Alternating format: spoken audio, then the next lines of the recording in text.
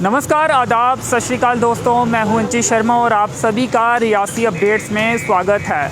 नगर परिषद रियासी को 10 कनाल भूमि कचरा जमा करने के लिए मिली है और कल डीसी रियासी द्वारा ये भूमि जो है वो ट्रांसफ़र की गई है।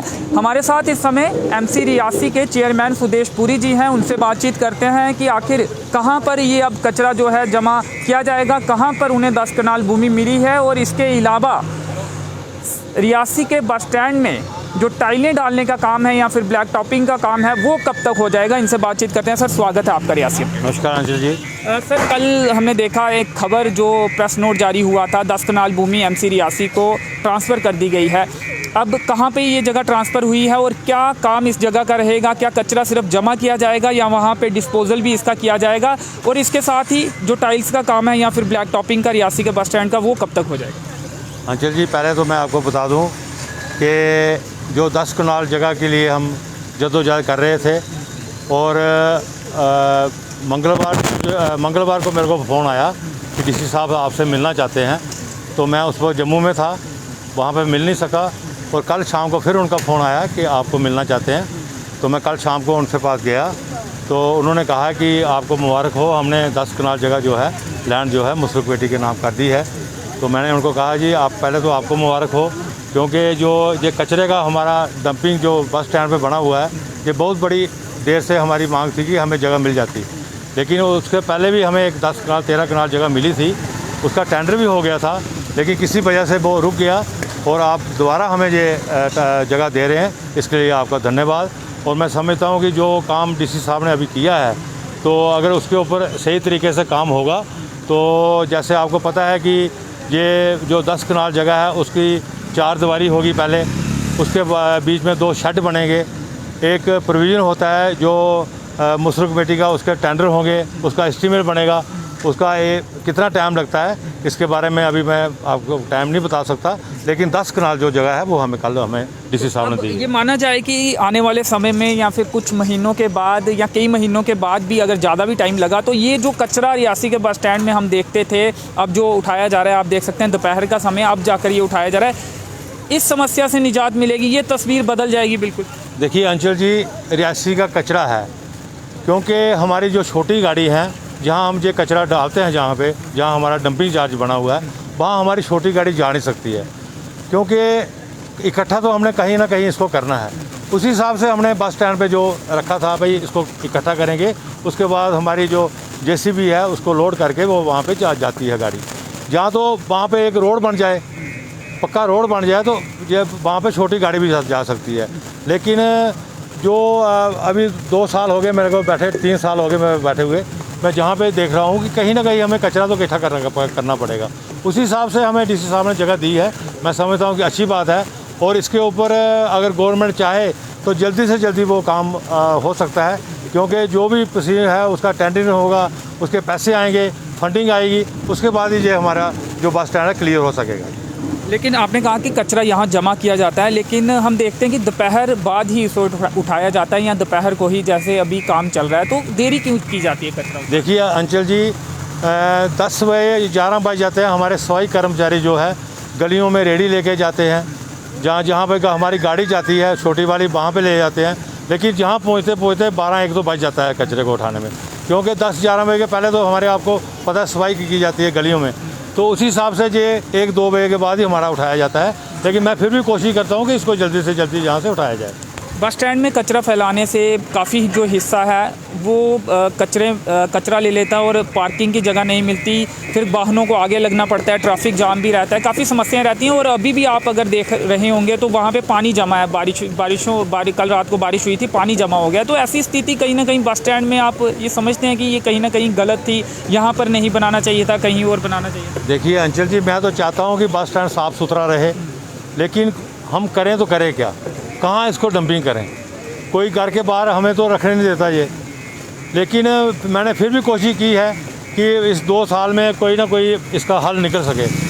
मैं समझता हूँ कि अगर मैडम जी ने अगर कोई स्टैंड लिया होता तो उसी वक्त ही हमारा आज तक ये क्लियर हो जाता था। वो किस वजह से कैसे हुआ, लेकिन देर आए दुरुस्त आए। मैं अभी भी कहता हूँ कि इसको टाइम लगेगा, मैं टाइम आपका फिक्स नहीं कर सकता, 1 महीना भी लग सकता है, 2 महीने भी लग सकते हैं, 3 महीने भी लग सकते हैं, लेकिन ये है जो कचरा जो है वो बस स्टैंड पे अभी रहने वाला नहीं है। तो कौन सी जगह देखी गई है 10 कनाल लैंड जो है वो कहाँ पे ट्रांसफ़र की? देखिए अंचल जी 13 नंबर वार्ड में है, जहाँ हमारा कैटरिंग शेड बना हुआ है, उसके आगे पीछे ही है ये, लेकिन वहाँ पे कोई प्रॉब्लम नहीं है, क्योंकि वहाँ पे रेजिडेंशियल एरिया तो नहीं? बिल्कुल नहीं है वहाँ पे। मैं भी वहाँ पे गया हूँ, आप भी जा सकते हैं। मैं जब भी उसकी निशानदेही देने के लिए जाऊँगा, उसको चाहूँगा कि आप भी हमारे साथ चलें। तो मैं समझता हूँ कि वहाँ पे बनाने पे हमें जब वहाँ पे सिर्फ हमें जहाँ से उठा के वहाँ पे रखना है और फौरी तौर पे वहाँ पे उठाया जाएगा। एक दिन का कचरा जो है दूसरे दिन नहीं उठाया जाएगा। जिस दिन जैसे आपको बस स्टैंड पे पता चलता है कि बस स्टैंड पे रखते हैं, उसी हिसाब से वहाँ पे रखेंगे और उसी दिन वहाँ पे उठा के दूसरी जगह शिफ्ट करेंगे। यानी कि ये जो स्पेस आपको मिली है, लैंड मिली है, भूमि मिली है, यहाँ पे सिर्फ इकट्ठा किया जाएगा, उसके बाद पुराने स्थान पर यहाँ पे डिस्पोजल इसका होता है, वहीं पर ले जाया जाएगा? अंचल जी मैं समझता हूँ कि जितना भी इकट्ठा होगा सुबह से लेकर शाम तक, शाम को वहाँ पे आपको कचरा नहीं मिलेगा। डेली कचरा जो है वो वहाँ पे उठा दिया जाएगा। इसके साथ ही हमने भी काफ़ी बार स्टोरी की, कचरे की भी स्टोरी की थी, और सड़क की जो बस स्टैंड की ये हालत है, गड्ढे हैं, काफ़ी ख़राब दशा है, परेशानियाँ लोगों को आती है, वाहन चालकों को आती है।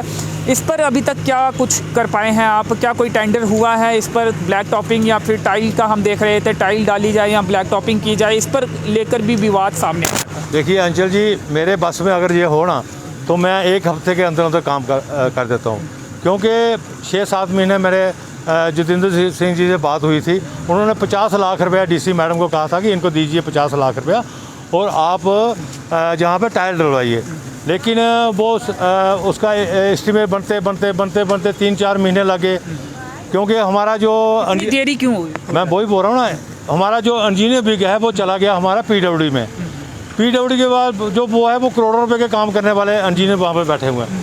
मुस्लिम कमेटी का 2,000, 10,000, 20,000, लाख, 2 लाख रुपए का काम होता है, उतनी तवज्जो हमारे मुस्लिम कमेटी में नहीं मिलती है।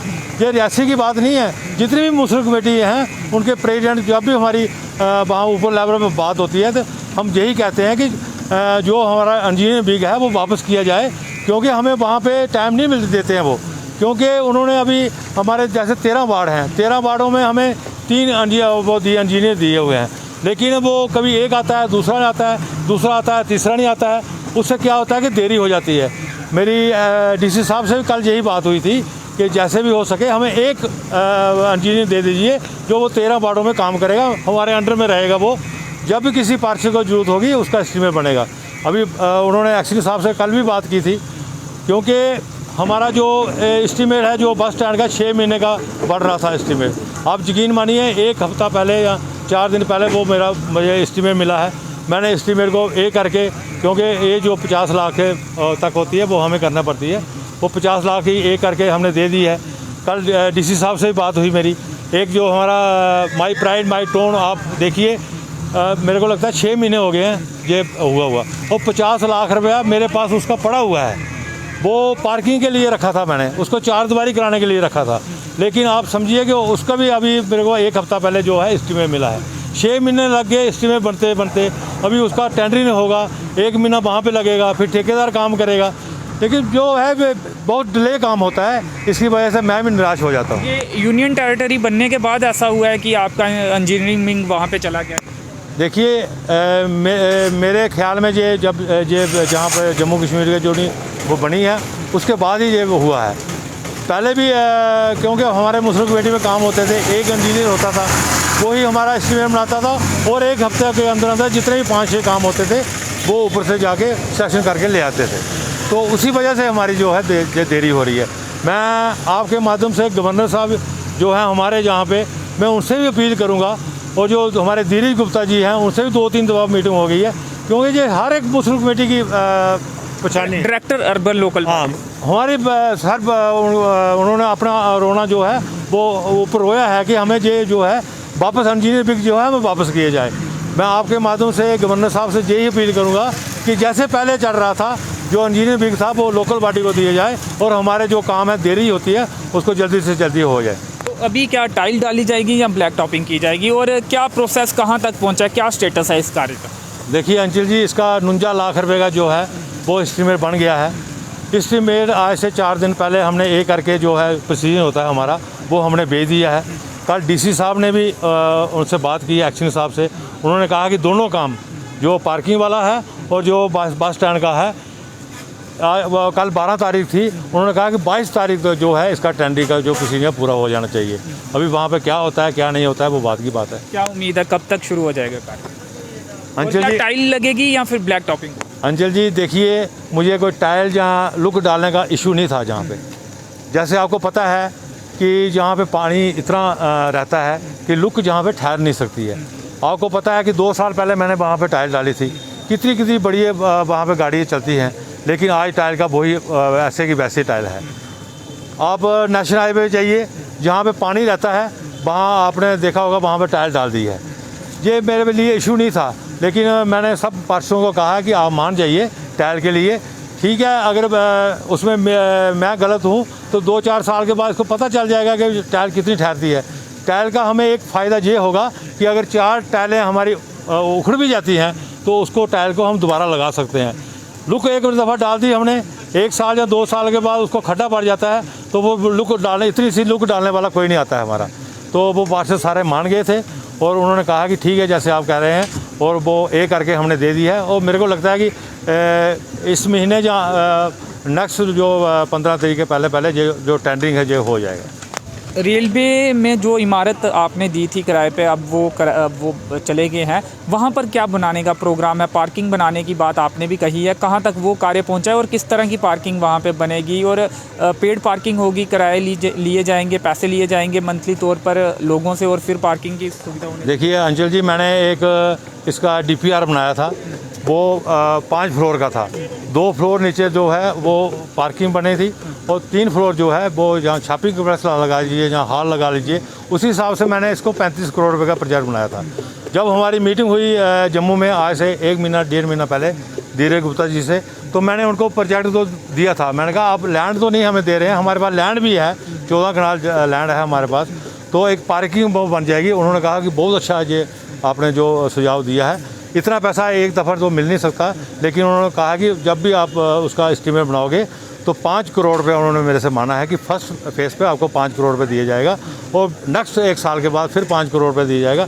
ऐसे 5-6 साल में इसको क्लियर हो जाएगा जी पार्किंग। तो जो पुरानी बिल्डिंग है उसको डिसमेंटल किया जाएगा या वो अपने स्थान पर रहेगा? नहीं, अभी इसमें कोई उसको करने का नहीं है, लेकिन मैं चाहता हूँ कि उसकी रिपेयरिंग हो जाए जितना भी खर्चा आता है, क्योंकि कुछ ऐसी चीज़ें होती हैं जो उसका पूरा पीरियड होता है कि कितने देर के बाद इसको डैमेज किया जाता है, वो अभी हमारे पास है। उसका पूरा प्लान बना हुआ है, इसमें कैसे रहेगा। चाहे हो सकता है कि वहाँ पे कोई दफ्तर खुल जाए, और जब आपको पता है कि 4 दीवारी वहाँ पे हो जाएगी, तो 4 दीवारी होने के बाद अगर नीचे फ्लोर पे सिस्टम पूरा बन जाएगा तो जितनी भी गाड़ी वहाँ पे लगती हैं तो उसके हिसाब से जो भी महीने का किराया फिक्स होगा, क्योंकि आपको पता है इस वक्त भी वहाँ पे 60-70-100 के करीब गाड़ी होती है, तो एक कमेटी की इनकम ऑफ सोर्स बन जाएगी। और जो हमारा वो हाल है वो भी किसी के काम, कोई दफ्तर के लिए या किसी के लिए यूज़ हो जाएगा। तो साथ में जो नाला है उस पर स्लैब डालने का, सड़क बनाने का एक डिमांड रही है लोगों की काफ़ी देर से, उस पर कुछ आपके अंदर कुछ चल रहा है, दफ्तर में कुछ कार्रवाई उस पर हो रही है? अंचल जी, उसके बारे में भी वहाँ पे बात हुई। मैंने कहा कि ऐसे 2 हमारे रियासी में 2 नाले हैं, जो बस स्टैंड से शुरू होता है और एक मुसलमान महल्ले से शुरू होता है। ये 2 नाले हैं जो इसका अगर इसके ऊपर स्लैब पड़ जाए तो एक छोटी गाड़ी चलने के काबिल हो जाएगा, और लोगों को एक बिजनेस के तौर पे भी उसको देख सकते हैं। जिनकी ज़मीनें साथ में जुड़ी होती हैं, कोई छोटी सी दुकान डाल लेगा उसका वो चलेगा। लेकिन उस वक्त भी उन्होंने यही कहा था कि वो जो उस पर इंजीनियर बैठे थे, उन्होंने कहा कि फौरी तौर पर आप जाइए और इसके ऊपर देखिए क्या हो सकता है। लेकिन मैंने उनको कहा कि आपने करोड़ों रुपये जहाँ पे नाले पे खर्च कर दिए हैं, लेकिन उसका बेनिफिट कोई नहीं है। आज आप नाले में देखिए, जितना भी रियासी का कचरा है उस नालों में पड़ा हुआ है, क्योंकि जब तक वो ऊपर से कवर नहीं होगा तो ये हमारा नाला जो है ठीक नहीं हो सकता। तो वो डायरेक्टर साहब जहाँ पे रियासी में आए थे, उन्होंने उसको देखा भी, और जो उन्होंने साइड पे दीवार चढ़ाई हुई है, उन्होंने कहा कि इसके ऊपर हम स्लैब नहीं डाल सकते, क्योंकि ये स्लैब डालने के काबिल ही नहीं है। क्योंकि फिर ये फैसला हुआ कि इसके साइड पे पिलर खड़े करके और उसके ऊपर स्लैब डाली जाए। लेकिन उन्होंने कहा कि ये बहुत बड़ा प्रोजेक्ट है, इतना पैसा कहाँ से आएगा। लेकिन फिर भी उन्होंने एक्शन साहब को बोल के गए थे, उन्होंने खुद बोला था कि इसका जो है एस्टीमेट बना के भेजिए, लेकिन वो अभी तक वो एस्टीमेट हमारे पास नहीं आया है। अभी मैं कोशिश कर रहा हूँ, मैं अपनी तरफ से जितनी भी हो सकता है रियासी में कोशिश करता हूँ, ऊपर जाता हूँ, हर महीने में 1-2 दफ़ा मीटिंग भी करता हूँ उनके साथ जाके, डायरेक्टर साहब से भी मिलता हूँ, जो अधिकारी होते हैं हमारे मुसलमान कमेटी के उनके साथ भी मिलता हूँ। लेकिन ये सारा प्रोसीजर है गवर्नमेंट की तरफ से। वो गवर्नमेंट कितना टाइम लेती है, लेकिन मैं कहता हूँ कि जिस चीज़ के पीछे मैं पढ़ता हूँ थोड़ा सा उसका हल ज़रूर निकलता है, चाहे वो 1 साल लग जाए, 2 साल लग जाए, लेकिन उसके ऊपर मैं काम करता हूँ। जैसे आपको पता है अंचल जी, जब मैं स्टार्टिंग में बना था तो आपने मेरे से पार्क में इंटरव्यू किया था। मैंने कहा कि मैं 2 साल रहूँ या 3 साल रहूँ या जितना भी पीरियड रहूँगा, लेकिन 2-3 रियासी के मसले हैं। एक गाय का मसला था, हाँ, और एक हमारे बस स्टैंड अभी हल नहीं हुआ है। वही बोल रहा हूँ ना, गाय का मसला जो है, पॉल्यूशन का मसला था हमारा। 55% क्या 75% जो है गाय का मसला हल हो गया था। लेकिन किसी वजह से आपको पता है कि हमारी जो जितनी भी गायें थी हमने वहाँ पे छोड़ना शुरू किया। उसके बाद उनको लोगों को फ़ाइन भी किया, और मेरे को लगता है कि 1 लाख के ज़्यादा करीब 60-70 हज़ार रुपये उसका आया भी हमें। उसके ऊपर फिर खर्च करना पड़ा, 2 आदमी वहाँ पे रखने पड़े। लेकिन किसी वजह से मैं तो कहूँगा कि एक बहाना बना कि कोई एक गाय वहाँ पे मर गई, कोई सर्दी की वजह से मरी या कैसे मरी वो, लेकिन वो एक इशू बना दिया गया। चारा नहीं मिला, ये भी कहना। चारा मिला वहाँ पे चारा था, गाड़ियाँ हमने चारे की वहाँ घास की रखी हुई थी, लेकिन प्रॉपर केयर नहीं हो पा रही। मैं वही बोल रहा हूँ ना। और उस वक्त डीसी मैडम थी, उन्होंने कहा कि इसको थोड़ा सा अभी डिले कर दो, बंद कर दो, तो उसके हिसाब से हमने उसको बंद कर दिया। पॉलीथीन का मसला था, पॉलीथीन भी 75% ऐसी में कम हो गया था। लेकिन जब पिछली दफ़ा कोरोना शुरू हुआ तो आपको पता है कि हमारे दफ्तर से ही गवर्नमेंट की तरफ से वो अनाज डाल के वो जो है पॉलीथीन जो है दोबारा शुरू किया गया। तो थोड़ा सा परेशानी ज़रूर आती है, लेकिन उसके ऊपर हल भी हो सकता है। लेकिन ये 2 साल हमारे जो कोरोना की वजह से हुआ ना, ये सारा डिले हुआ है जी। आप बोर्ड की पीछे आपके बोर्ड देखिए क्या हाल है इस बोर्ड की। और मैंने अपना जो मेरे बोर्ड में जो मेरे को मिला था पैसा, उसका पैसा मैंने इस बोर्ड के लिए रखा 1,60,000 रुपया।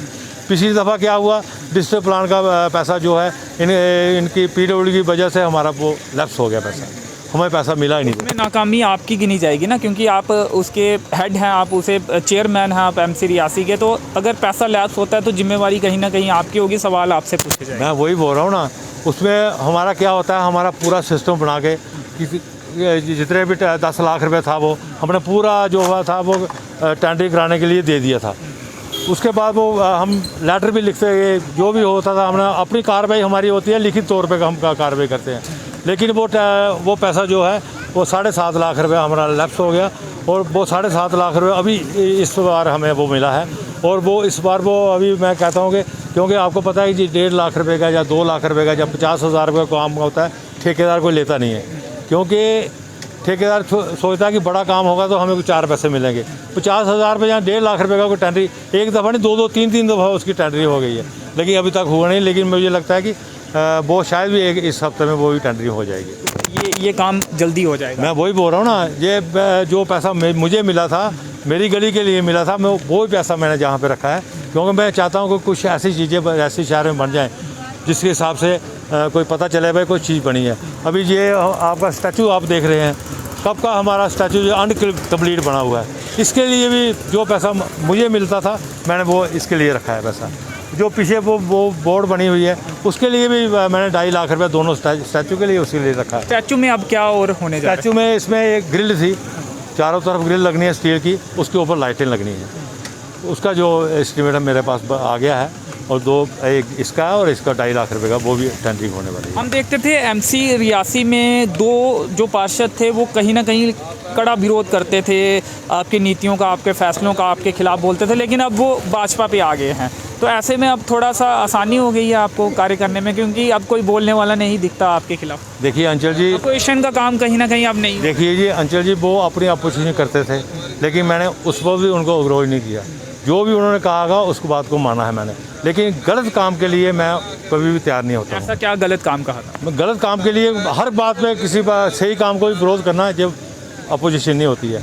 ये रियासी का काम है, छोटा सा शहर है रियासी, वो आए हैं मेरे साथ, वो बड़े छोटे भाई हैं, वो काम मिल के करेंगे। आगे जो भी होगा वो बात की बात है, लेकिन मैं चाहता हूँ कि रियासी में गलियाँ तो बनती रहती हैं, नालियाँ भी बनती रहती हैं, कोई ऐसा काम करके जाओ रियासी शहर के लिए, किसी को पता चलेगी रियासी मुंसिपलिटी में कोई काम किया है। ये छोटे छोटे काम हैं, लेकिन अभी रिजल्ट नहीं दे पा रहे आप, क्योंकि तमाम मुद्दे जो आप गिना रहे हैं उसमें मजबूरियां गिना रहे हैं। अभी जैसे कि ये 4-5 काम रियासी के बस स्टैंड में ही है, ये अभी तक 3 सालों में आप नहीं कर पाए। मैं वही बोल रहा हूँ ना, ये कोई गवर्नमेंट की अपनी वो होती है, डिले होता है, मेरी तरफ से कोई नहीं है। मेरा काम होता है कागज़ को लोगों को रिजल्ट चाहिए ना, वो तो फिर अगली बार जब इलेक्शन होगी तो वो आपको इस आधार पर वोट देंगे कि आपने क्या क्या ग्राउंड स्तर पर किया है, वो ये कागजी कार्रवाई नहीं देखेंगे। देखिए अंचल जी, जो मैंने किया है वो लोगों के दिल में है, जो मैं कर रहा हूँ वो सब लोग जानते हैं। आज रियासी मुसरुक बेटी में हमारे पास 1 या 2 गाड़ी होती थी। जब मैं चेयर पे बैठा 25 लाख रुपए मैंने JCB रियासी में मंगवाई, 2 गाड़ियाँ नई जहाँ पे रियासी में मंगवाई।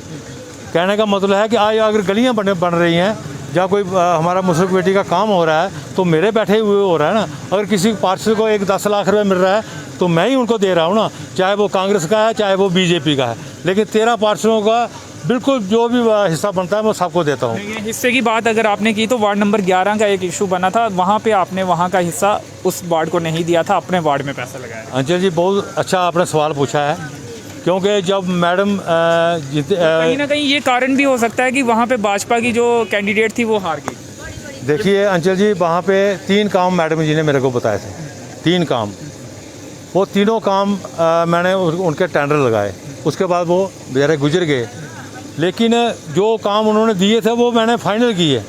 वो आज भी जो 3.5 लाख रुपए था उसी काम पे लगा है, और तीनों काम मैंने उनको फाइनल किए हैं। वो जो उसको उनका पैसा बचा हुआ था वो भी मैंने काम पर टेंडर कराया है उसके काम के भी। लेकिन उस वक्त क्या लोगों ने हवा डवाई क्या किया, मैंने घर में तो कोई पैसे लिए नहीं, उन पैसे तो कमेटी के दफ्तर में होते हैं। अगर कोई लगे होंगे तो रियासी में लगे हैं, अगर अभी उनके बाढ़ में लगे हैं, अगर उन्होंने कोई मुझे काम बताया तो आज लगे हैं वो पैसे। लेकिन वो उस वक्त क्या उछाला गया, कैसे हुआ, उस बात में मैं जानना नहीं चाहता। जो गलियाँ अभी तक नहीं बनी हैं 13 वार्ड्स में, उन पर क्या कहेंगे? क्या एस्टीमेट बनाए गए हैं कुछ और गलियों के, और जो नहीं बनी है उनके लिए कोशिश करेंगे आप? देखिए अंचल जी, मैंने 2 महीने पहले मेरी मीटिंग हुई थी, मैंने सब पार्षदों को कहा था कि मुझे एक ही दफ़ा अपना जितना भी गलियों का काम है उसका एस्टीमेट मेरे को दे दो। पैसे कहाँ से लाने हैं, कैसे लाने हैं, वो मेरा काम है, लेकिन एस्टीमेट बनाना पार्षदों का काम है। अगर किसी के पार्षद की गली ख़राब है तो उसका एस्टीमेट बनाना वो मेरे तक पहुँचाना, ये पार्षदों का काम है, इनका भी कुछ फ़र्ज़ बनता है। मैंने इनको सबको बोला हुआ है कि मुझे जल्दी से जल्दी जितनी भी गली ऐसी 13 वार्ड में है मुझे अपना एस्टीमेट दे दीजिए। और आने वाले दिनों में मैं समझता हूँ कि जो आप ये कम्प्लेक्स देख रहे हैं आज, ये कम्प्लेक्स का काम भी जब इसका लेंटर पड़ जाएगा और इसके जो है वो ऑप्शन हो जाएगी, इसका पैसा भी मेरे पास आने वाला है। और मैं चाहता हूँ कि अगर लोगों का एस्टीमेट बना होगा तो उस वक्त मेरे लिए आसानी हो जाएगी। ये काम कब तक कंप्लीट हो जाएगा? देखिए अंचल जी, मैंने इनको हफ्ता पहले भी कहा था कि आप जल्दी से जल्दी इसको लेंटर डालिए। कुल कितनी दुकानें बनी? ये मेरे को लगता है 6 कोई दुकानें हैं, एक छोटा सा स्टोर है, उसमें 7 दुकानें हैं ये। तो इसके बाद पैसा आएगा, उससे गलियों का काम करवाया जाएगा? पैसा भी आएगा, गली वो काम भी होगा, जो काम हमारे रुके हुए हैं उनको भी, क्योंकि वो मुसरुक कमेटी का पैसा है, जितना पैसा आएगा वो हमारे पास होगा, किसी के पास मांगने की ज़रूरत नहीं पड़ेगी। अगर 2-3 करोड़ रुपये जहाँ पे आएगा तो वो रियासी में लगेगा। तो मैं समझता हूँ कि आने वाले टाइम में, क्योंकि ऐसे प्रोजेक्ट हैं मेरे पास, जैसे आपको आप बाथरूम देख रहे हैं, इसके साथ हमारी जगह है, 3 पुराना वाला बाथरूम बना हुआ है, 3 दुकानें बनती हैं जहाँ पे, 3 दुकानें मीन्स उसका 3 करोड़ रुपया रियासी में आने वाला है।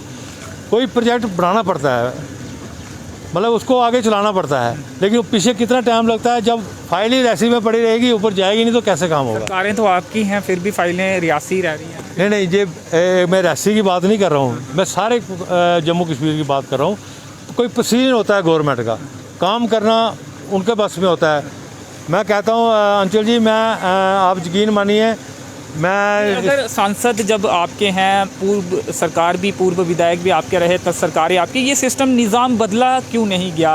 अगर क्यों अभी भी इतना टाइम लगा? अंचल जी, 70 साल का अंजाम है, अब 2-3 साल में तो ये बदलने वाला नहीं है। लेकिन जैसे 370 टूटी हुई है, मुझे लगता है कि आने वाले टाइम में, अभी तो 2 साल हुए हैं, आने वाले टाइम में आपको ऐसा जम्मू कश्मीर मिलेगा शायद हमने ज़िंदगी में हमने देखा भी नहीं होगा। चलिए, जम्मू कश्मीर की तो बाद में करेंगे। अभी ये बस स्टैंड की हालत अब देखते हैं कि कितनी जल्दी सुधरती है। और ये एक सवाल ये भी, जो सामने कम्प्लेक्स है, इसकी हालत काफ़ी ख़राब रहती है, गंदी रहती है, लोग लगातार शिकायतें करते हैं। इसको पूरे तरीके से ऊपर नीचे से हर जगह से साफ़ क्यों नहीं करवाया जाता? कौन सा कम्प्लेक्स है? सामने जो लोग यहाँ पे खड़े होते हैं, और यहाँ पे आप देख सकते हैं मवेशी अभी भी यहाँ देखिए, मवेशियों का मसला ये कब तक हल होगा? आवारा मवेशी कब तक बाहर आते? देखिए अंचल जी, आपको पिछले दिनों देखा होगा, इसकी ट्रैकिंग हो रही है, और मैं समझता हूँ कि मुझे डॉक्टर साहब का 1 हफ्ता पहले भी फ़ोन आया था।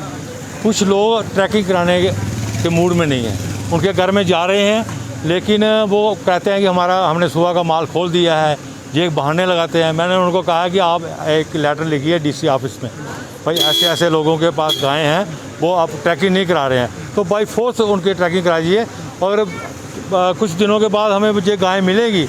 मैं आपके माध्यम से ये भी कह रहा हूँ कि अगर यहाँ पे गाय मिली तो हम गाय वहाँ जहाँ पहले रखते थे वहाँ रखी जाएंगी, और उसके बाद जिसको वापस लेनी होगी गाय, उसको 5,000 रुपये या 4,000 रुपये जितना भी फ़ाइन होगा उसको देना पड़ेगा। जैसे पहले देना पड़ता था, अभी भी देना पड़ेगा। उससे मसला हल हो जाएगा आपको? अंचल जी, पहले तो मसला हल हो गया था। मैं कहता हूँ कि पहले ट्रैकिंग से मदद मिलेगी आपको? क्यों नहीं ट्रैकिंग मिलेगी? देखो, एक गाय किसी की मर जाती है बाज़ार में तो उसका मालिक कोई नहीं बनता है। जब ट्रैकिंग हुई होगी, उसके आधार कार्ड से मिला होगा, हमें पता चल जाएगा ये किसकी गाय है। क्योंकि एक गाय को उठाने में कभी हमारा 5,000 रुपये 10,000 रुपये खर्च आता है। जिसकी गाय मर जाएगी वो खुद उठाएगा, जहाँ तो मुस्लिम कमेटी को पैसे देगा, जहाँ अपने खर्चे पे वो उठाएगा।